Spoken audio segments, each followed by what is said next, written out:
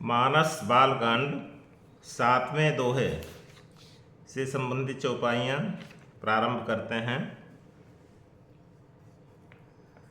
अस विवेक जब देई विधाता, तब तजी दोष गुण ही मनुराता। काल सुभाव करम बरी आई, भलो प्रकृति बस चुक ई भलाई। सो सुधारी हरिजन जिमिले, दल दुख दोष बिमल जसु देहि। खलौ करहि बल पाई सुसंगु, मिटै न मलिन सुभाउ अभंगु।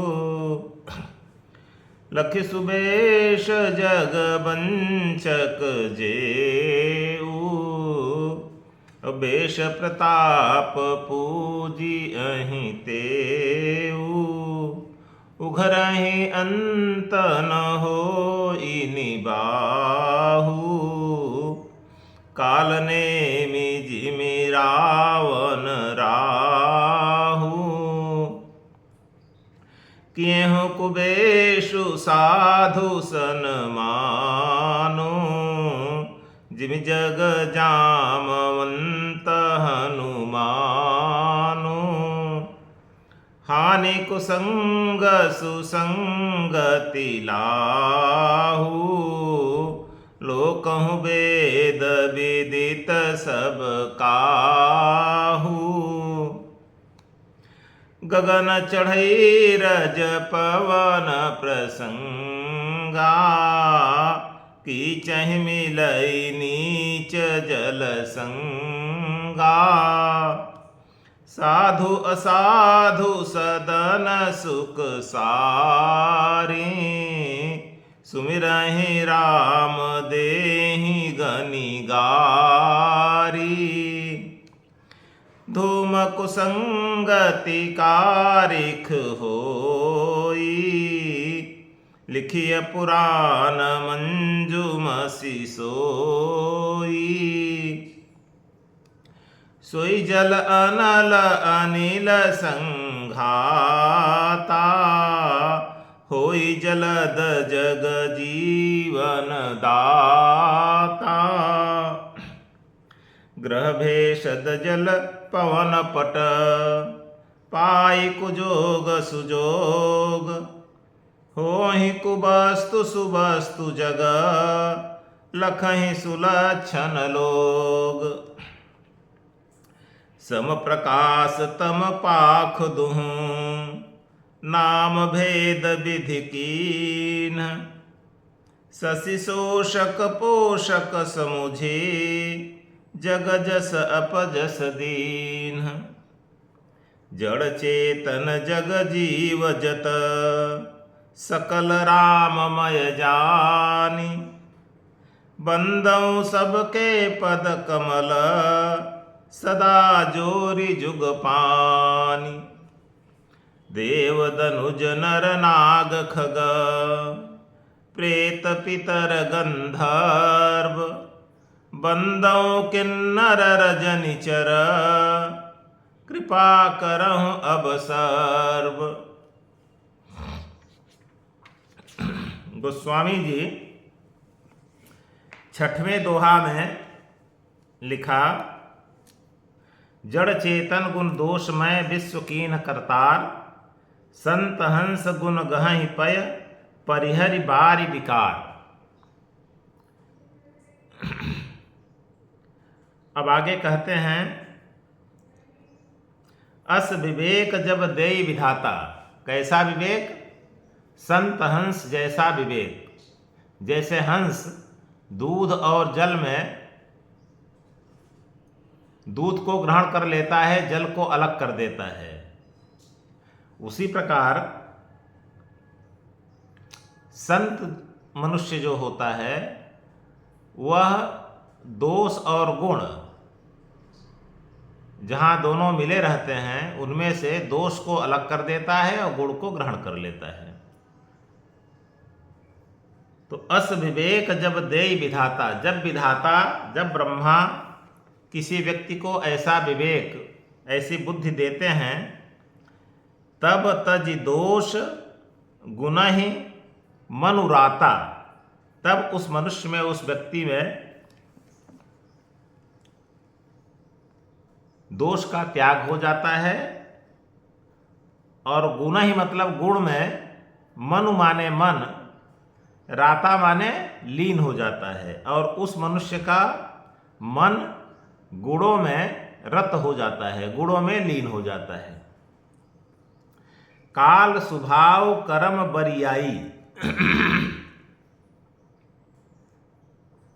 भलेउ प्रकृति बस चुकई भलाई।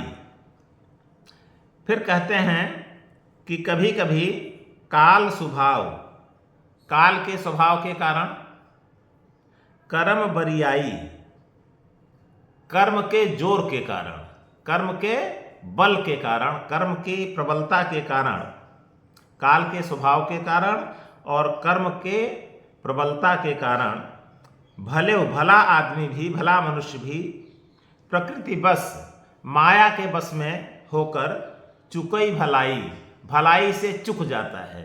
मतलब कभी कभी ऐसा होता है कि मनुष्य तो भला होता है, लेकिन काल के स्वभाव के कारण, क्योंकि काल जैसा चाहता है वैसा ही मनुष्य से कार्य कराता है। और कर्म बरियाई, कर्म की प्रबलता, कर्म और फल का सिद्धांत अटल होता है, तो पता नहीं वो कर्म इस जन्म का है या पिछले जन्म के कर्म हैं जिनका फल मिले। तो ये मनुष्य पूरा जानता नहीं है, काल का स्वभाव भी पूरा नहीं जानता है, काल कब क्या करेगा, और कर्म के फल को भी पूरा नहीं जानता है, क्योंकि अनंत जन्म हुए हैं तो पता नहीं किस जन्म का कौन सा कर्म, कौन से कर्म का फल भोगना शेष रह गया है और वह इस जन्म में भोगने को मिले।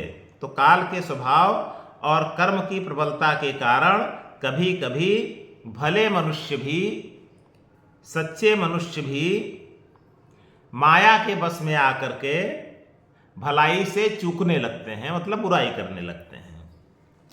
सो सुधार हरिजन जिम लेहि, हरिजन, हरि के जन मतलब भगवान के भक्त। लेकिन वैसी स्थिति जब आती है तो भी अगर भगवान की भक्ति रहती है तो वह मनुष्य उस चूक को, उस गलती को सुधार कर लेता है। मतलब दोष में मन को लीन नहीं करता है, बल्कि गुणों में अपने मन को लीन करता है। दोष बहुत ज़्यादा उसको प्रभावित नहीं कर पाते। दल दुख दोष, दुख रूपी दोष का दलन करके, दुख रूपी दोष को हटाकर विमल जसु देहि, लोगों को निर्मल यश ही देता है, मतलब भलाई ही करता है। खलौ करहि भल पाई सुसंगु, और कभी कभी ऐसा होता है, कहते हैं खलौ, खल व्यक्ति, दुष्ट व्यक्ति भी करहि भल, भलाई करता है, पाई सुसंगु, सुंदर संगति की प्राप्त, सुंदर संगति को पाकर, सज्जनों की संगति पाकर दुष्ट व्यक्ति भी भलाई कभी कभी करने लगता है। लेकिन अगर वास्तव में चूंकि वो दुष्ट व्यक्ति है, सज्जन की संगत से कभी कभी भलाई तो करने लगता है, लेकिन मिटई न मलिन स्वभाव अभंगु, मिटई न मलिन स्वभाव अभंगु, लेकिन उसके मन के अंदर जो कभी न टूटने वाला, कभी न भंग होने वाला जो उसका मन का स्वभाव होता है, मन का जो मलिन स्वभाव होता है वो कभी समाप्त नहीं होता है। इसका मतलब दुष्ट व्यक्ति कभी कभी सज्जन की संगत में आकर भलाई करने लगता है, फिर भी उसके मन की जो मलिनता होती है, जो मलिन स्वभाव होता है, वो कभी समाप्त नहीं होता है, वो बना रहता है। लखि सुबेश जग बंचक जेऊ, लखि सुबेश जग बंचक जेऊ। और कुछ लोग ऐसे होते हैं संसार में जो वास्तव में जग, संसार को बंचक, धोखा देने वाले होते हैं। अंदर से कुछ और होते हैं और बाहर से कुछ और होते हैं। अंदर से तो बिल्कुल, मन से तो बिल्कुल दुष्ट होते हैं और बाहर वेश बहुत अच्छा बनाए रखते हैं, शरीर बड़ा सुंदर होता है, वस्त्र बड़ा अच्छा पहने रहते हैं, लेकिन मन के अंदर तो कालिमा रहती है। तो ऐसे लोगों के वेश को, सुंदर वेशभूषा को देखकर वेश प्रताप पूजियं तेऊ, सज्जन व्यक्ति जो होते हैं उनके वेश के प्रताप को देखकर उनकी पूजा करने लगते हैं, उनकी प्रशंसा करने लगते हैं, उनके साथ जाने लगते हैं। यानी मन तो दिखाई नहीं देता है, मन के अंदर क्या है। बाहर की वेशभूषा अगर अच्छी वो बनाया है और बनाया ही रहता है ऐसा व्यक्ति धोखा देने के लिए, तो उसके प्रभाव में लोग आ जाते हैं। लेकिन यह बहुत समय तक धोखाधड़ी उसकी नहीं चलती है। एक समय ऐसा आता है जब उसकी वास्तविकता का ज्ञान सज्जन व्यक्ति को हो जाता है कि अरे, अभी तक जिसको हम सज्जन मानकर जिसकी पूजा करते रहे, वास्तव में वह तो दुष्ट है। तो उघरहि अंत न होई निबाहु, जब उसकी वास्तविकता का ज्ञान हो जाता है तो न होई निबाहु, फिर उसका निबाह नहीं चल पाता, फिर वो किसी को धोखा नहीं दे पाता है। काल नेमि जिमि रावण राहु, जैसे काल नेमी रावण और राहु का हाल हुआ, वैसा ही हाल उस व्यक्ति का भी होता है जब उसकी वास्तविकता का संसार को ज्ञान हो जाता है। किएहु कुबेशु साधु सन मानू, साधु जो साधु व्यक्ति होता है, सज्जन व्यक्ति होता है, मन के अंदर जिसके कोई बुराई नहीं होती है, वो भले ही वेश उसका खराब हो, किए हो कुबेश, भले ही वेश उसका खराब हो, फिर भी उसका सम्मान होता है क्योंकि वो मन से अच्छा होता है। जिमि जग जामवंत हनुमानु, जैसे संसार में जामवंत रीछ थे, भालू थे, तो बाहर से वेश बहुत अच्छा नहीं था लेकिन अंदर से धर्मात्मा थे। इसी प्रकार से हनुमान जी, बंदर का मुख है, बाहर से वेश बहुत अच्छा नहीं है, लेकिन चूंकि अंदर से धर्मात्मा हैं, अंदर से धर्मनिष्ठ हैं, कर्तव्यनिष्ठ हैं, सज्जन हैं, तो उनकी पूजा होती है। हानि कुसंग, कुसंग से हानि होती है। हमेशा संसार में अगर बुरे लोगों के संगत में कोई गया तो उससे हानि ही होती है। सुसंगत लाहु, लाहु मतलब यहाँ लाभ से है, और सुसंगति से, अच्छे लोगों की संगति से हमेशा लाभ होता है। लोकहु वेद विदित सब काहू, लोक में और वेद में इन सब की विदित सब काहू, सबको यह विदित है, सबको यह ज्ञान है कि सत्संगति से, अच्छे लोगों की संगति से लाभ होता है और दुर्जनों की संगति से हानि होती है। अब बड़े सुंदर शब्दों में, बड़ी सुंदर चौपाई में कहते हैं, जो कि बड़ी प्रसिद्ध चौपाई है, अक्सर लोग इसको याद किए रहते हैं, याद कर भी लेना चाहिए। गगन चढ़ई रज पवन प्रसंगा, जैसे रज माने धूल। अब धूल एक ही है, लेकिन वो धूल संगत के कारण कभी अच्छी बन जाती है, कभी बुरी बन जाती है। तो धूल की उपमा देते हैं, जैसे धूल संगत के कारण वही धूल है। कभी गगन चढ़ई रज पवन प्रसंगा, पवन मतलब हवा के प्रसंगा, हवा का साथ मिल जाता है, वायु का साथ मिल जाता है, तो वही धूल आकाश पर चढ़ जाती है। कीचह मिलई नीच जल संगा, नीच मतलब नीचे बहने वाली, जल संगा, जल की संगत मिलने से कीचह मिलई, कीचड़ में मिल जाती है, कीचड़ बन जाती है। धूल वही है, वायु का संग मिला आकाश में छा गई, जल का संग मिला कीचड़ बन गई। फिर तोता मैना की उपमा देते हैं कि साधु असाधु सदन सुख सारी, सुमिरहि राम देहि गनिगारी। जैसे साधु सज्जन व्यक्ति के सदन में, के घर में जब तोता मैना होते हैं सज्जन व्यक्ति के घर में, तो सुमिरहि राम, राम का सुमिरन करते हैं, राम राम कहते रहते हैं।